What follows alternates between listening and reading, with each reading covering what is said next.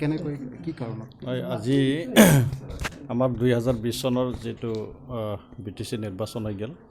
তাৰপিছত আমাৰ ইয়াত নতুনকৈ নিৰ্বাচিত আমি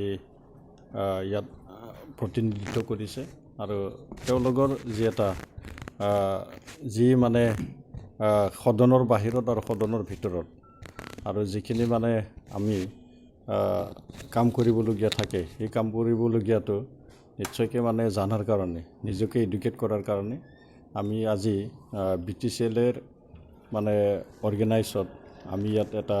ওৰিয়েণ্টেশ্যন প্ৰগ্ৰাম আমি ইয়াত আহ্বান কৰিছিলোঁ আৰু হিচাপে আমাৰ সন্মানীয় প্ৰাক্তন অসমৰ অধ্যক্ষ পৃথিৱী মাঝি তথা অসমৰে প্ৰাক্তন মন্ত্ৰী আছিলে তেখেত ইয়াত অংশগ্ৰহণ কৰিছে আৰু ইয়াৰে কে হেণ্ডিক ষ্টেট অপেন ইউনিভাৰ্চিটিৰ ৰেজিষ্ট্ৰাৰ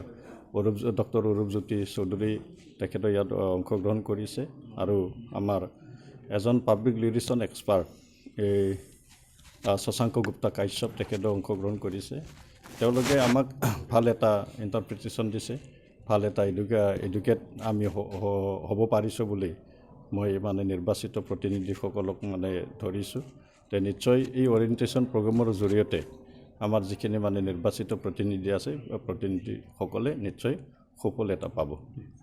এই অৰিয়েণ্টেশ্যন প্ৰগ্ৰামত মোক ৰিচাৰ্চ পাৰ্চন হিচাপে আমন্ত্ৰণ কৰাৰ কাৰণে মই স্পিকাৰ আৰু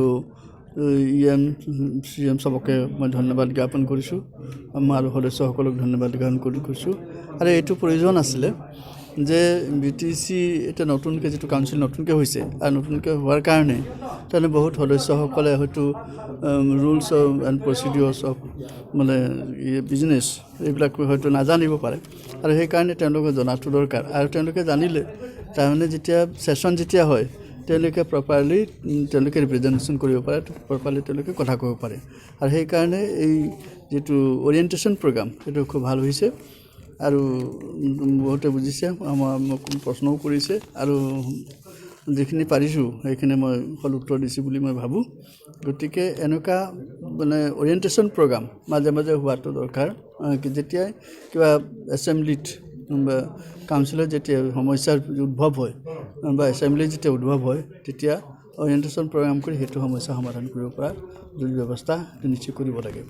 ভাল হৈছে স্যাৰ বিটিচিএলে ইতিমধ্যে ইয়াত যেটো সেশন চলি আছে এই সেশনত কেইদিনমান বিৰোধী দলৰ লিডাৰবিলাক অহা নাই সিহঁতৰ কিবা ব্যৱস্থা লয় নেকি